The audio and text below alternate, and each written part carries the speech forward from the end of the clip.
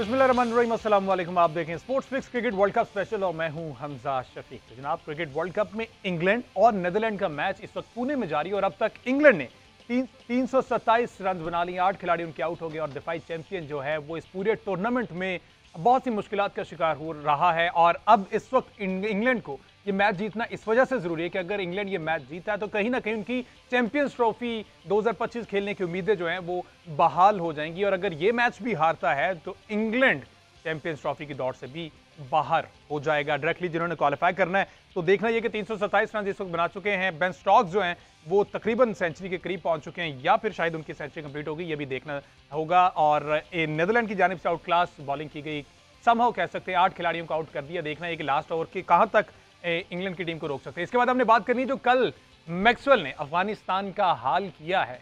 Afghanistan top spinners जिस तरह से 4 स्पिनर्स के साथ गए लेकिन वो विकेट उनके हक में सही साबित नहीं। और मैक्सवेल ने वैसे तो उनके हक में काफी हद तक सही साबित हो गया था जिस तरह से 7 खिलाड़ी आउट हुए, लेकिन मैक्सवेल ने मैच का पासा ही पलट दिया। तमाम तर सूरत हाल पर बात करनी है और कल एक इंपॉर्टेंट मैच है न्यूजीलैंड वर्सेस श्रीलंका, जिसमें को दुआएं करनी है कि वो मैच श्रीलंका जीत जाए या फिर बारिश आ जाए। तमाम तर सूरत हाल पर बात करते हैं फॉर्मर कैप्टन सलमान भट्ट साहब इस्लामाबाद स्टूडियो से हमारे साथ मौजूद हैं। आकिब कुरैशी ने स्टूडियो में ज्वाइन किया है, अहमद सईद साहब भी हमारे साथ मौजूद हैं। Welcome to all of you जी।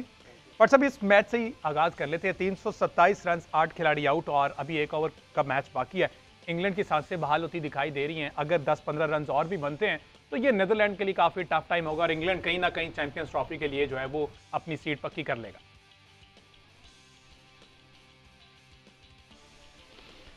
शुक्रिया हमजा। मेरा ख्याल ये है कि नीदरलैंड का जो है ये मैच जीतना इंग्लैंड के लिए शायद इससे ज़्यादा ज़रूरी पाकिस्तान वाला रिजल्ट मैटर करेगा, क्योंकि चैंपियंस ट्रॉफी में सिर्फ टेस्ट प्लेइंग नेशंस होते हैं, दूसरा कोई मुल्क जो है वो चैंपियन ट्रॉफी की रेस में नहीं होता।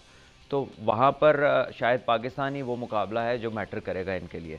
दूसरी बात यह है कि इन फॉर्म ये बिल्कुल भी नहीं है, इनका बिल्कुल मोराल नहीं ठीक। और आज एक इंडिविजुअल ब्रिलियंस कह लें कि जो बेन स्टोक्स ने इस इनिंग को इकट्ठे पकड़ के रखा हुआ है, उससे पहले डेविड मिलान ने अच्छी इनिंग खेली और बेन स्टोक्स जो हैं वो अकेले इनको, जैसे कल, खैर कल जैसी तो कोई मिसाल ही नहीं मिलती जो मैक्सवेल ने किया, लेकिन कह लीजिए कि जिस नंबर पे आके बेन स्टोक्स ने यहाँ परफॉर्मेंस दी है और इस इनिंग को चलाया है और इन दी एंड किया क्या है इन्होंने पूरी बैटिंग की है, आखिर तक लेकर गए और आखिर में जाके उन्हें वो 2-3 ओवर्स अपनी मर्जी के मिल गए हैं जिसपे वो बड़े बड़े उन्होंने शॉट्स लगाए हैं और टीम को अब 330 रन के पार वो ले गए हैं।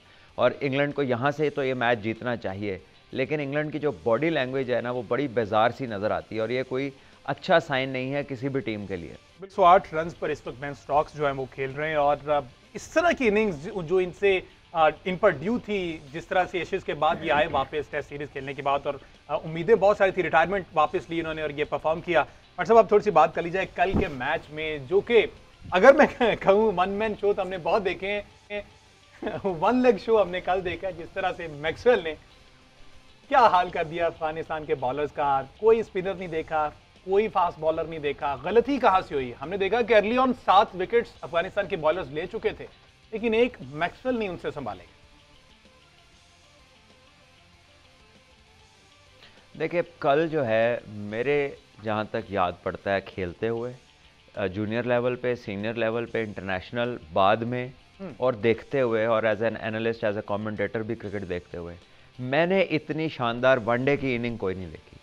6वें नंबर के ऊपर आके 200 रन चेज करना, 100 पे 7 खिलाड़ी आउट होना और 290 प्लस चेज करना और उसमें 201 नॉट आउट कर देना, और फिर जिस किस्म के क्रैम्प्स हमने देखे कि पूरे जिस्म में क्रैम्प्स पड़ गए, फिर उनकी कह लें कि फ्रंट फुट बैक फुट तो ख़त्म हो गया, बस वो खड़े खड़े जो करना था।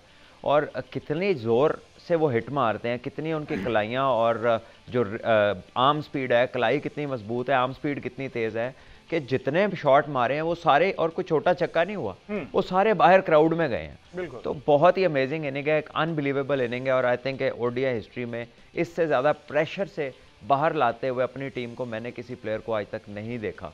और पिच में स्पिन भी हो रहा था, ड्यू तो बाद में जाके आई, लेकिन पिच में स्पिनर्स के लिए भी मदद थी और नया बॉल फास्ट बॉलर्स का भी स्विंग हुआ और अफगानिस्तान ने 7 आउट जब कर लिए तो मेरा नहीं ख्याल कि पूरी दुनिया में किसी ने सोचा होगा, इवन मैक्सवेल ने भी नहीं सोचा होगा शुरू में कि मैं यहाँ पे ऐसी इनिंग खेल दूंगा। लेकिन जब उसके 2 कैचेस छूटे और उसके बाद वो उसने डिसाइड कर लिया कि अब मैंने मारनी है, फंस तो गए ही हैं, उसके बाद जो काम शुरू हुआ है अनबिलीवेबल। वो सही साहब 200 रन बनाए हैं। वैसे क्या ओवरऑल वर्ल्ड कप की अगर स्टैट्स पे बात की जाए 200 रन की, तो मेरे ख्याल 11वां था ये। हमजा, सबसे पहले तो ये बात है कि मैक्सवेल की जो इनिंग्स है उसको मेरे पास तो अल्फाज नहीं है कि उसको मैं बयान कर पाऊँ, मैं कोशिश भी नहीं करूँगा। मैं सिर्फ स्टैट्स के ऊपर बात करूँगा। मैक्सवेल ने कल ये किया है कि उन्होंने वर्ल्ड कप की हिस्ट्री की वर्ल्ड कप हिस्ट्री की 3rd डबल टन बनाई है और ओडीआई हिस्ट्री की ये 11th डबल 100 थी। इन 11 डबल 100 में से खास बात यह है कि 7 डबल 100 जो हैं वो इंडिया में बनाए गए हैं। ये पहला ओडीआई डबल 100 था जो किसी बैट्समैन ने चेज करते हुए स्कोर किया, और ये पहला ओडीआई डबल 100 था जो वनडे क्रिकेट में किसी ओपनर के अलावा किसी बैट्समैन ने आके स्कोर किया, और नंबर 6 पे आके उन्होंने ये स्कोर किया। और ऑस्ट्रेलिया की जानिब से ओडीआई में सबसे बड़ी इनिंग, शेन वॉटसन का रिकॉर्ड इन्होंने तोड़ दिया है। 8 विकेट की ये सबसे बड़ी पार्टनरशिप है ओडीआई में। 138 रन की जो पार्टनरशिप थी एंड्रयू हॉल की और जस्टिन कैम्प की, उसको उन्होंने ब्रेक कर दिया है पैट कमिंस के साथ मिलकर। पैट कमिंस ने 68 गेंदें खेलकर 12 रन बनाए। इस इनिंग्स की जितनी भी तारीफ की जाए ये कम है, और मैं बिल्कुल भट्ट साहब की इस बात को एंडोर्स करना चाहूँगा कि इससे बेहतर इनिंग्स ओडीआई की हिस्ट्री में शायद हमने नहीं देखी। और साहब कल का जो विकेट था दोनों के लिए बराबर था समझते हैं, क्योंकि हमने देखा कि मुजीबुर रहमान को 9 ओवर में 72 रन पड़े और उनको कोई विकेट नहीं मिली, और सबसे ज्यादा मार भी उन्हें पड़ी और मैक्सवेल का कैच भी उन्होंने छोड़ा, तो बहुत सी बातें उन पर हो रही हैं। ऑन द अदर हैंड हमने देखा कि नूर अहमद भी नाकाम दिखाई दी, उन्होंने भी 10 ओवर किए, 53 रन स्कोर किए। तो ये विकेट ही स्पेसिफिकली ऐसा था जहां पर अफगानी स्पिनर्स, टॉप क्लास स्पिनर, पूरी टीमों को उन्होंने परेशान करके रखा है इस पूरे इवेंट में। नहीं हमजा, बिल्कुल भी नहीं। ये विकेट जो था ये बॉलर्स के लिए अच्छा था, इस पे स्पिन हो रहा था, इस पे ग्रिप हो रहा था। ड्यू भी बाद में जाके आई है, 25-30 ओवर के बाद थोड़ी सी ड्यू आई है, लेकिन स्पिन फिर भी हो रहा था। ये एक आउटस्टैंडिंग इनिंग है और इसको अल्फाज में बयान करने के लिए मुश्किलात पेश आ रही हैं तमाम लोगों को, खाली मुझे ही नहीं आ रही हैं, अहमद को भी आ रही हैं और भी जो बैठा हुआ है। तो आई थिंक कि ये क्रेडिट सिर्फ और सिर्फ मैक्सवेल को देना पड़ेगा। हरगिज़ ऐसा नहीं है कि पिच बहुत आसान था, हरगिज़ ऐसा नहीं है। ऐसे तो आप घर के लॉन में भी खेले ना और आपको 300 में से 200 करना पड़े तो मुश्किलात होती हैं, जब सारी दीवारों को छक्का रखा होता आपने, ठीक है। तो ये एक आउटस्टैंडिंग नॉक है, इसका कोई मिसाल नहीं मिलती इससे पहले। इस तरह तो अंडर आर्म थ्रो डाउन भी किसी को प्रैक्टिस में भी छक्के मरवाए ना आप, उसके भी मिस हो जाते हैं, लेकिन इस बंदे की कोई शॉट कल मिस नहीं हुई। जो हुई थी 2 वो कैच अफगानिस्तान ने छोड़े, वो उनको ज़रूर महंगे पड़े, लेकिन फिर भी मैं कहूँगा कि जितना क्रेडिट मैक्सवेल को दिया जाए, और इससे जो ऑस्ट्रेलिया की जो टीम है, जो इस किस्म का वो मोमेंटम उन्हें हासिल हुआ है, जिस किस्म का वो ज़हनी तौर पे इस टाइम पे एक एलिवेट हुए हैं कि आप 7 आउट 100 से 291 चेस करें एक बैट्समैन के ऊपर, और कप्तान जो है उसका ये रोल उसने खुद उन्होंने डिसाइड किया कि मैं सिर्फ रोकूंगा, आप जितनी देर मार सकते हैं मारें। और वो थ्रू इस तरह तो वो जो कागज पे नहीं स्कोर रखा होता और किताब खोल खोल के खेलते हैं, उस पे इस तरह रन होते हैं जिस तरह मैक्सवेल ने कल रन किए। तो ये इसके लिए जो है ना, there is no practical innings in cricket जिसको आप रिलेट कर सकें इस इनिंग के साथ। बिल्कुल, ये कुछ अजूबा ही हुआ है। बिल्कुल, और कल हमने देखा कि न सिर्फ अफगानिस्तान बल्कि पूरा इंडिया अफगानिस्तान को जितवाने पे लगा हुआ था, क्योंकि अगर अफगानिस्तान जीता तो उनकी सेमीफाइनल की राहें काफी हद तक हमवार हो जानी थी। अच्छा बट साहब, मिस्टर प्रेसिडेंट कहा जाता है मोहम्मद नबी को, तो प्रेसिडेंट को कल लिफ्ट ही नहीं कराई गई। 34वें ओवर में प्रेसिडेंट का इस्तेमाल करवाया गया जब पिया पांचा हो चुका था। इतना लेट नबी को लाना कोई समझ आ रहा है आपको? ये प्रेसिडेंट के खिलाफ वोट ऑफ नो कॉन्फिडेंस हो गया तो वो बेचारा कुछ नहीं कर सका। आई थिंक कि जब इस तरह की ऑनस्लॉट होती है और इस तरह किसी का दिन होता है और इतनी परफेक्शन, यानी कि बगैर टांगों के खेलना, या सिर्फ वो खड़ा हुआ था और he was just playing his hand eye coordination, यानी कि आप रैकेट स्पोर्ट्स भी जब खेलते हैं ना तो थोड़ा बहुत पाँव आपका आगे पीछे होता है, लेकिन इसमें सिर्फ हाथ था, आई साइट थी और उसकी पावर थी। और आप इंडिया की बात कर रहे हो, सारी दुनिया एक तरफ हो जाए जब अल्लाह ताला किसी को इज्जत देने में आए तो फिर ये होता है। बिल्कुल इसी तरह ये। और कल जो सूरत हाल बनी, आकिब साहब ड्यू फैक्टर भी था। ड्यू फैक्टर इस वजह से मैं कह रहा हूँ, मौसम की सूरत हाल आपसे जाननी। जो कल का मैच है वहाँ पर ड्यू तो छोड़े, हमें ड्यू की जरूरत नहीं है, बारिश करवा रहे हैं कि नहीं? हमजा, सबसे पहले तो जो मैक्सवेल की बात करें ना, वो कहते हैं कि मुहावरा है कि किस्मत बहादुरों का साथ देती है। तो कल मैक्सवेल ने साबित किया है कि वो बहादुर था और किस्मत ने भी उसका साथ दिया। 2 कैचेस ड्रॉप हुए, फिर LBW की जो अपील थी वो जा रहे थे, जाते जाते वापस आ गए जब वो मिसिंग स्टंप हुई। तो कल पता चल गया है कि किस्मत भी बहादुरों का साथ देती है। अब कल की मैच की आपने बात की है, तो मुझे पर्सनली श्रीलंका से इतनी उम्मीद नहीं है जितनी बारिश से उम्मीद है। बारिश से मुझे ज़्यादा उम्मीद है, क्योंकि वो हो सकती है जिस तरह श्रीलंकन टीम खेल रही है, अगर तो मैच हो गया तो अपनी तरफ से हम ना ही समझें कि हमारा तो फिर जो है ना वो सेमीफाइनल कंफर्म नहीं होगा। इस पोजीशन के साथ, इस प्लेयर्स के साथ, इस माइंडसेट के साथ, हारी हुई जो है वो मेंटालिटी के साथ वो न्यूजीलैंड को नहीं हरा सकते। जबकि न्यूजीलैंड के पास खोने को कुछ नहीं है, वो हार्ड टाइम पे आएंगे और वो बड़ी टीम है, वो देखने में भी है कि बड़ी टीम है। वो जब डाउन होती है तो वापस भी आती है। वो हमेशा पिछले 4-5 जो आईसीसी के इवेंट्स हैं उसमें वो हमेशा टॉप 4 में फिनिश करते हैं, या तो टॉप 4 होता है या टॉप 2 होता है। तो कल जो है श्रीलंका से ज़्यादा बारिश की उम्मीद है। दुआ करते हैं कल बारिश हो रही है ताकि हमारे लिए अगला जो है मामला आसान हो। अच्छा, जिस तरह से आ रहा वो माइंडसेट कह रहे हैं, मैं कल फखर की आप बैटिंग भूल गए हैं वैसे। चलें, कल पता मजीद बेहतर उनके पास फखर है नहीं ना। बिल्कुल ऐसे ही है। अच्छा बट साहब, अगर कल ही के मैच की बात की जाए, ऑस्ट्रेलिया आप क्या समझते हैं कहाँ पर स्ट्रगल करता दिखाई दिया? आपने देखा डेविड वार्नर 18 पे चले गए, ट्रेविस हेड से बहुत सी उम्मीदें थी, इससे पहले इन्होंने सेंचुरी की, 0 पर चले गए। मिच मार्श 24, लेबुशेन 14, उसके बाद आकर कई सांसें बहाल की मैक्सवेल ने। तो मसला कहाँ पर आ रहा था? क्या आप समझते हैं कि कहाँ पर स्ट्रगल करते दिखाई दे रहे थे ऑस्ट्रेलियन बैटर्स? देखिए, ऑस्ट्रेलियन बैटर्स ने अगेंस्ट अच्छी स्विंग बॉलिंग भी स्ट्रगल किया और स्पिनर्स के अगेंस्ट भी स्ट्रगल किया। मैंने आपसे कल कहा था कि ये पिच जो है, अगर इस पे बॉल ग्रिप होगा तो ऑस्ट्रेलिया के लिए प्रॉब्लम होगी। वो प्रॉब्लम हुई, लेकिन उस पिच के ऊपर रन्स बनाने के लिए आपको ओडीआई हिस्ट्री की बेस्ट इनिंग्स देखनी पड़ी। यानी कि इससे बेहतर कोई बंदा आज तक नहीं खेला किसी भी ओडीआई में, कि वो एक मैच, फंसे हुए मैच को और तकरीबन हारे हुए मैच को जो है ना उसने वापस तब्दील किया है। और कह लें कि एक ऐसी सिचुएशन जिसकी सारी दुनिया में किसी ने उम्मीद नहीं लगाई होगी कि यार ये ऐसा भी हो जाएगा, वो उसने कर दिखाया। तो पिच खासा मुश्किल था, पिच डिटेरियोरेट हुआ था, वहाँ पे ग्रिप थी। बॉलर्स आपको पता है अफगानिस्तान के स्पिनर्स अच्छे हैं, और वो मारा ही इतना है, जब एक बंदे ने 150 बॉलों में 200 कर दिया तो फिर किसी को 70 और किसी को 60 तो हुआ ही होगा, क्योंकि सब कोई बचा तो है नहीं उससे। लेकिन ऑस्ट्रेलिया का ये था कि उनकी टॉप ऑर्डर का फेलियर था अगेंस्ट गुड स्विंग बॉलिंग। और एक चीज़ मैंने नोट की है कि हम इंडिया के बारे में बात कर रहे थे, लेकिन जिस बॉलर के भी हाथ से सीम अच्छा निकल रहा है उसका बॉल स्विंग हो रहा है। कल आपने अफगानिस्तान के बॉलर्स का बॉल स्विंग होता देखा, बिल्कुल। और आप साउथ अफ्रीका की जो टीम के फास्ट बॉलर्स हैं उनको भी नया बॉल करता देख लीजिए, उनका भी बॉल स्विंग हो रहा है। लेकिन अगर आप इनका रीप्ले देखेंगे तो जब ये गेंद रिलीज करते हैं, इनके हाथ से जब गेंद निकलता है तो आप उसकी सिलाई को बिल्कुल सीधा देखते हैं। और ये इस बात की दलील है कि जो सीम प्रेजेंटेशन है ना वो बड़ी परफेक्ट है, और वो जिस बॉलर की परफेक्ट है उसको specially under lights second innings में जब वो बॉलिंग करते हैं तो उनको ज़्यादा मदद मिल रही है।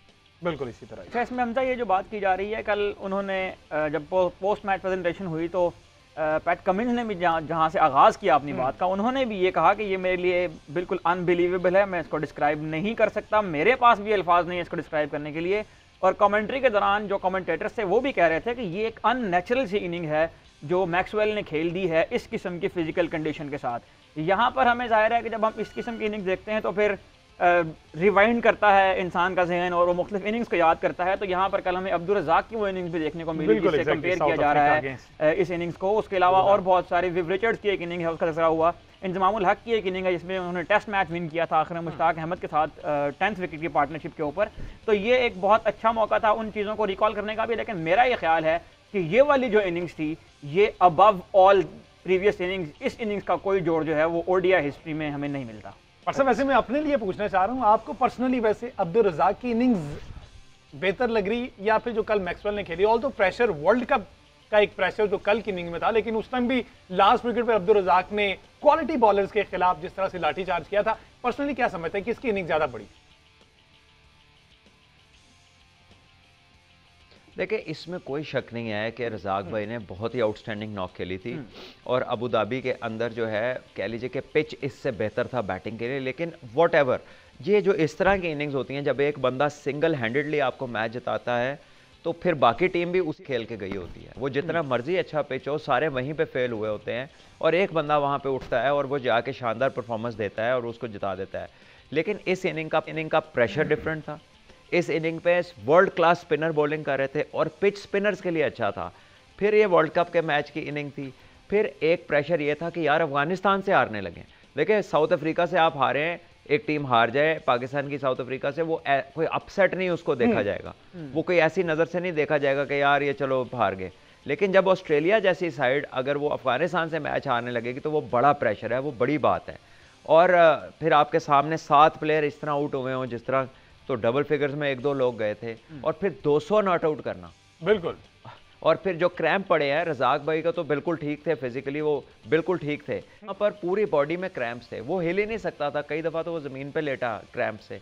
तो मेरा ख्याल है कि इस इनिंग का कोई कंपैरिजन किसी भी पिछली इनिंग के साथ नहीं बनता जितनी आज तक खेली गई हैं। 34 ओवर के अंदर जो है ये क्रैम्प वाला मामला शुरू हो गया था, तो आखिरी जो 12 ओवर हैं इस दौरान में 91, 92 स्कोर किए, ये सारी इनिंगों ने क्रैम्प के साथ खेली। लेकिन वो वाला स्टेटमेंट सामने नहीं आया कि sometime it's cramp, sometime it's like acting, जो कि रिजवान की जानिब से स्टेटमेंट सामने आता। आकिब कुरैशी साहब, जी जी हमजा, इसमें थोड़ी सी हम जो ऑफ द फील्ड जो एक्टिविटीज़ थी उसको मेंशन करना लाजमी है, क्योंकि जब 91 for 7 आउट हो गए थे इनके, तो वो इतने ओवर कॉन्फिडेंट हो गए थे और उनकी बॉडी लैंग्वेज ये बता रही थी कि शायद वो वर्ल्ड कप जीत गए, मैच नहीं जीते वर्ल्ड कप जीत गए। तो कल साबित ये भी हुआ कि मैच जब तक आखिरी बॉल ना फेंकी जाए तो उससे पहले मिठाइयाँ नहीं खानी चाहिए, वरना मिठाइयाँ आपको महंगी पड़ सकती हैं। राशिद खान ने कल एक ट्वीट किया, अभी मेरी एक दोबारा उनकी नज़र पड़ी ट्वीट पे, राशिद खान ने ट्वीट किया, we will come back stronger tomorrow. अच्छा, यानी कि उन्होंने अपनी बीच में छक्के की तस्वीर लगा दी, अपना कर दिया, उसने कहीं मैक्सवेल का नाम नहीं लिखा। शदीद किस्म की उनमें तनकीद हुई, जिस पे अभी थोड़ी देर पहले उन्होंने एक ट्वीट कर दी कि well played Glenn Maxwell and PAT Cummins, यानी कि उनको ख्याल आ गया कि जहाँ पे क्रेडिट ड्यू देना बनता है उधर देना चाहिए। फिर उसके साथ कल जो अजय जडेजा जो कि मेंटोर हैं अफगानिस्तान टीम के, जो कि इंडिया के साबिक जो है मिडिल ऑर्डर बैटर थे, वो उन्होंने बड़ी बचगाना हरकतें कर रहे थे कि ड्रेसिंग रूम में डांस कर रहे थे, जिस वजह से मैच रोकना भी पड़ा। मैक्सवेल ने कहा कि फाइनल तो साइड पे करो जरा, क्योंकि ये डांस करी, मैं इसका डांस देखूँ या बैटिंग करूँ, उसकी वजह से साइड पे होना पड़ा। फिर जब एंड पे मार पड़ी थी, वो बॉलिंग के पास आए, बाउंड्री लाइन के पास आए, अपने बॉलर को गुस्से में बोल रहे थे। तो इस तरह की इमेच्योरिटी मैं नहीं समझता कि अजय जडेजा की तरफ से एक्सपेक्ट की जा सकती थी। शायद वो एक इमेच्योर टीम के पास आ गए थे, तो उन्होंने उस तरह का रंग अपने ऊपर चढ़ा लिया था। नहीं, ये बंदे बंदे पे डिपेंड करता है। कल हमने देखा जॉनथन ट्रॉट फुल सीरियस थे और वो सारी सूरत-ए-हाल को मॉनिटर कर रहे थे, उन्होंने उनकी जानिब से कोई ऐसी हरकत सामने नहीं आई। अच्छा, ये सारी स्टोरी शायद इस बात को भी जो डिफरेंशिएट कर देती है कि एक बड़ी टीम और एक छोटी टीम के माइंडसेट में क्या फ़र्क होता है। इसी को अगर हम मिलाएं बांग्लादेश के साथ भी, तो ये जो मेच्योर टीम्स होती हैं वो मेच्योर बिहेव करती हैं। जो इस किस्म की जो सीजनल विनर्स होती हैं, जो एक आध मैच जीतने के बाद, 2 मैच जीतने के बाद अपने आप को कोई शय समझना शुरू हो जाती हैं, तो उस किस्म की चीज़ें जो है ना इन टीमों की तरफ से देखने को नजर आती हैं। बिल्कुल। और ऑस्ट्रेलिया ने यह साबित किया है कि ऑस्ट्रेलिया की जो क्रिकेट है उसके अंदर एक करैक्टरिस्टिक और भी है कि ये जो गिव अप ना करने वाली सलाहियत है, ये हमने बारहा देखा है ऑस्ट्रेलिया की टीम के अंदर। और गिव अप करने की जो एक इस्तेलाह है वो ऑस्ट्रेलिया क्रिकेट डिक्शनरी में है ही नहीं। बिल्कुल इस तरह। अच्छा भट्ट साहब, अब चूंकि कंफर्म हो गया कि साउथ अफ्रीका वर्सेस ऑस्ट्रेलिया ही सेमीफाइनल होना है, तो हमने देखा कल मिचेल स्टार्क को 9 ओवर्स में 70 रन पड़े और एक खिलाड़ी आउट हुआ है। और इसी तरह हमने हेजलवुड को भी देखा, और ये जितने भी टॉप के बॉलर्स हैं ऑस्ट्रेलिया के, कल उन्हें अच्छी खासी मार पड़ी। अफगानिस्तान की आता हूं तो साउथ अफ्रीका तो कंपैरेटिवली अफगानिस्तान से बहुत बेहतर टीम लगती है।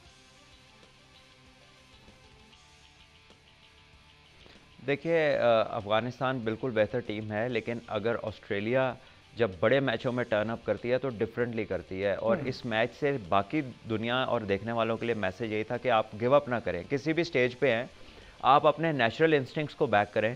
आप अगर कल कमेंट्री सुन रहे होते तो मैथ्यू हेडन जब ग्लेन मैक्सवेल ने शुरू की हिटिंग कर, तो उन्होंने कहा कि ये अच्छा किया इसने, क्योंकि फंस तो गए हैं, लेकिन अब ये अपना वो काम करे जो इसको आता है करना। और अगर हार गए तो फिर तो हार तो रहे ही हैं, लेकिन अगर इसकी लग गई तो वो चांस है ऑस्ट्रेलिया के लिए। उस वक्त अभी 250 रन पड़े थे, तो वो भी ऑस्ट्रेलियन प्लेयर हैं पुराने। तो इनकी जो मेंटालिटी के ऊपर अभी बात की है ना, ये एब्सोल्युटली करेक्ट है। ये अपने इंस्टिंक्ट्स को बैक करते हैं, और जब ये इन्हें लगता है कि ये फंस गए हैं तो ये काउंटर अटैक कर देते हैं, फिर चाहे हार जाएं। उसके बाद ये परवाह नहीं करते कि हारेंगे या जीतेंगे। वो जैसे कश्तियां जलाने वाली मिसाल है ना, कि आगे जाने से गुरेज करो, तो वो कहते हैं कश्तियां जलाओ, अब यहाँ डूब जाओ तो यहाँ आगे जाओ। तो जो इनकी अप्रोच है, इसमें यही फेयरलेस फैक्टर है कि वो कहते हैं कि ठीक है, जो हमें आता है वो हम करने लगे हैं, बाकी जो होगी वो देखी जाएगी। तो ये जो अप्रोच है ना, नेचुरल अप्रोच, जो जेन्युइन एक ह्यूमन इंस्टिंक्ट है, तो वो बहुत शानदार तरीके से वो अप्लाई करते हैं। वरना आप देख लिया जो मेकशिफ्ट चीज़ें हैं, जैसे इंग्लैंड की टीम है, उन्होंने भी एक स्ट्रेटजी बनाई थी, लेकिन वो मखसूस जगहों के लिए थी, वो बैटिंग विकेट्स के लिए थी। और जब उन्हें वैसी पिच नहीं मिलती तो वो ज़हनी तौर पे कह लीजिए कि वो हार मान लेते हैं और वो अपना आप छोड़ देते हैं। लेकिन ये ऑस्ट्रेलिया की टीम वाहिद ऐसी है कि जो मर्जी कंडीशन हो, जो मर्जी मैच की कंडीशन हो, ये अपने इंस्टिंक्ट के ऊपर खेलते रहते हैं, फिर उसमें हार जाएं तो कोई मसला नहीं है। बिल्कुल। तो आई थिंक ये बहुत ही आउटस्टैंडिंग इनकी जो अप्रोच है, और ये अब से नहीं है, ये सदियों से चली आ रही है इनकी। जब से ये क्रिकेट खेल रहे हैं ये इसी तरह की क्रिकेट खेलते हैं और इसी के लिए जाने जाते हैं। ठीक है जी, मुझे एक शॉर्ट ब्रेक शामिल करना है। ब्रेक के बाद जब वापस आएंगे तो डिस्कस करेंगे। आईसीसी की नई रैंकिंग जारी हो गई और शुभमन गिल नंबर 1 बैटर 2.5 साल के बाद बाबर आजम जो है वो नंबर 1 ओडीआई बैटर से आप दूसरे नंबर पर आ गए। इस पर डिस्कस करेंगे एक शॉर्ट ब्रेक के बाद। Stay with us.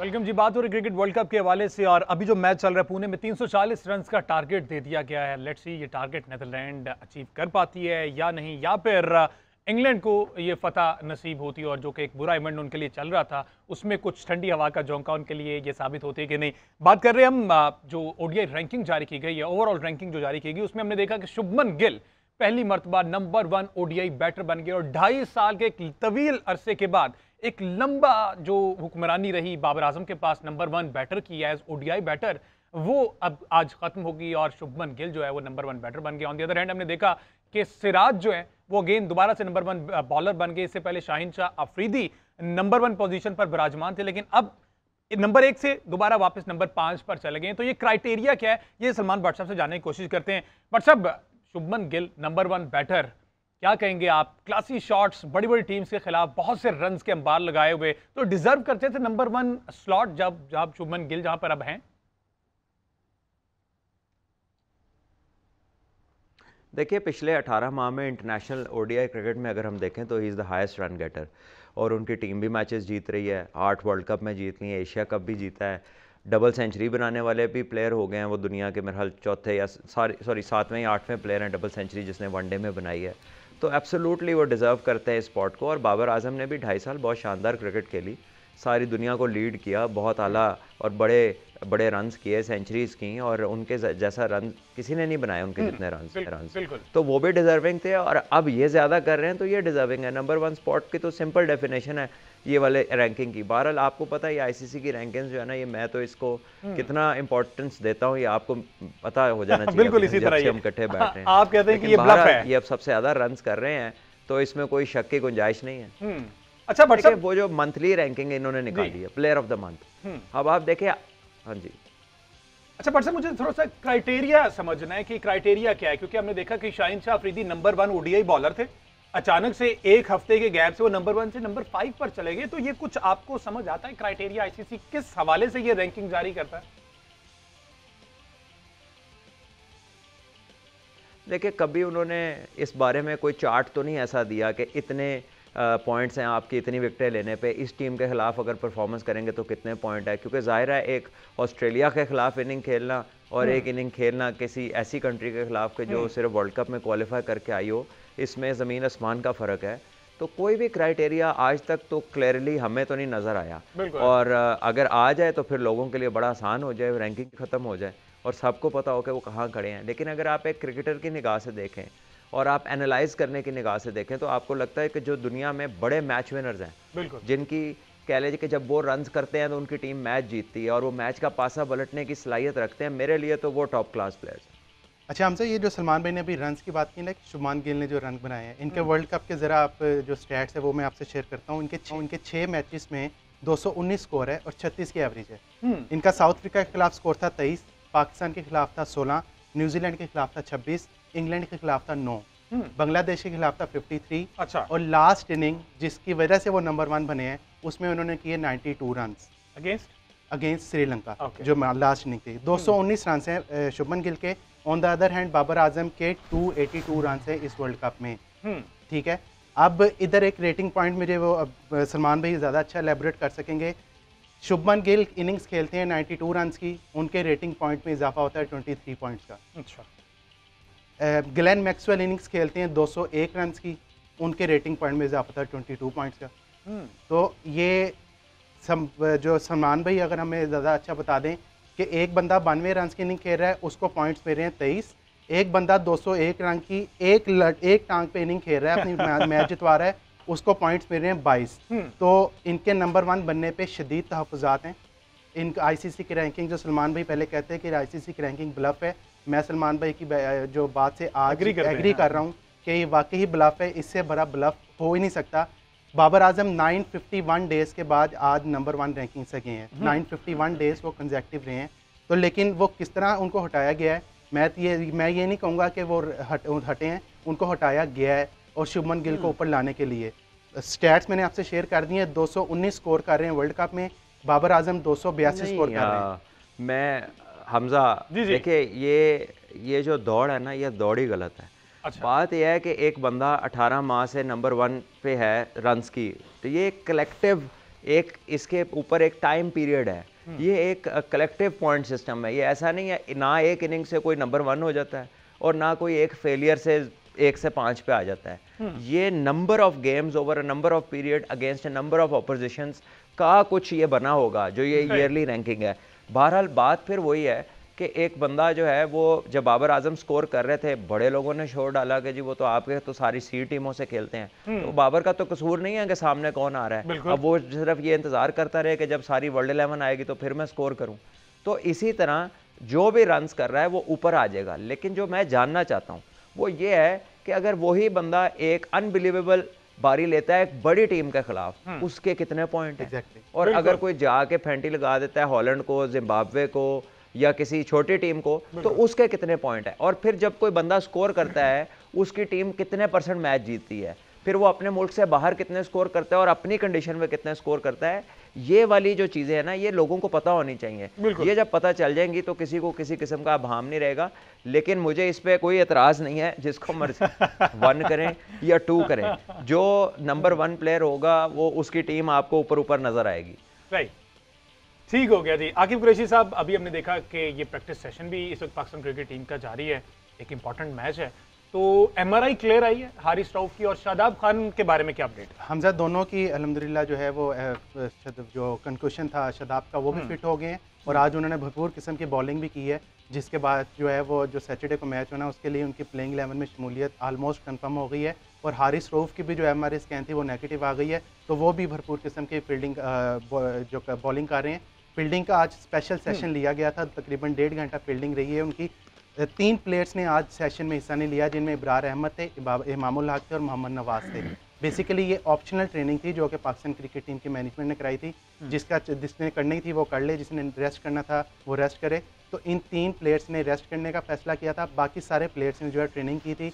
अब जो प्लेइंग 11 का फैसला है वो माइट भी पॉसिबल कल वो फाइनल कर लें और शादाब खान को बीच में इंक्लूड किया जाएगा। लेकिन सवाल फिर वही होगा कि उनको किसकी जगह, क्योंकि हारिस रऊफ तो हो गए हैं फिट, उनकी जो पसलियों में दर्द थी वो खत्म हो गई हुई है। अब हसन अली की जगह वो आते हैं या हारिस की जगह आते हैं शादाब खान, ये आप देखिए इंटरेस्टिंग ये होगा। अच्छा, अब इस सारे सिनेरियो में जहां पर 8-8 मैचेस तमाम टीमें खेल चुकी हैं, पॉइंट्स टेबल पर क्या अहमद सही साहब अपडेट कहां तक पहुंची है? पॉइंट्स टेबल मेरा ख्याल 5वें नंबर पर सिर्फ पाकिस्तान। जी, इस वक्त क्रिकेट वर्ल्ड कप 2023 का जो मैच डे 8 है उसका ये आखिरी मैच इस वक्त चल रहा है नीदरलैंड और इंग्लैंड की टीम है। इसके बाद 8-8 में मैच मुकम्मल हो जाएंगे। 3 टीम इस वक्त अपनी सेमीफाइनल बर्थ कंप्लीट जो है वो कंफर्म कर चुकी हैं। इंडिया की टीम क्वालिफाई कर चुकी है। 8 मैचेस में अनबीटन रहने के बाद 16 पॉइंट्स उन्होंने हासिल किए। साउथ अफ्रीका की टीम ने 8 मैचेस खेले, 12 पॉइंट्स हासिल किए। ऑस्ट्रेलिया की टीम ने भी 8 मैचेस के बाद 12 पॉइंट्स और ये कंसेक्यूटिव 6 मैचेस में कामयाबी हासिल की है। ऑस्ट्रेलिया की टीम अगर आपको याद हो तो पहले 2 मैचों में इनकी शिकस्त हुई थी, उसके बाद कंसेक्यूटिव 6 मैच में इन्हें कामयाबी हासिल की है और अब ये भी 12 पॉइंट्स के साथ सेमीफाइनल में क्वालिफाई कर चुके हैं। सेमीफाइनल की चौथी टीम के लिए मार्का आरआई जो है वो अभी तक जारी है। पाकिस्तान की टीम, न्यूजीलैंड की टीम और अफगानिस्तान की टीम, ये तीनों टीम अभी दौड़ में शामिल। जी हाँ, ये तीनों टीमें जो है मैथमेटिकली, लेकिन उनका नेट रन रेट माइनस मेरा ख्याल 3 है शायद। जी हाँ, अफगानिस्तान का डिसएडवांटेज ये है कि इनका जो नेट रन रेट है वो पाकिस्तान और न्यूजीलैंड से कम है। नेट रन रेट पे ही बात की जाए तो न्यूजीलैंड और पाकिस्तान में ही मुकाबला सेमीफाइनल की दौड़ में, जो कि कल के मैच में क्लियर हो जाएगा। तो पाकिस्तानियों से ये इल्तिजा है, रिक्वेस्ट है कि जो दुआएं हैं वो जोरों शोर से जारी रखे, क्योंकि कल का मैच जो है बारिश के हो जाए, वहां पर 8% चांसेस है जी बारिश के। वहां पर देखना ये कि कल बारिश होती है या फिर श्रीलंका मैच जीतता है। दोनों कंडीशंस में पाकिस्तान को हेल्प मिलेगी। 340 का टारगेट दे दिया। पहला ओवर इस वक्त जारी है, इंग्लैंड वर्सेस नीदरलैंड। आज के शो से इतना।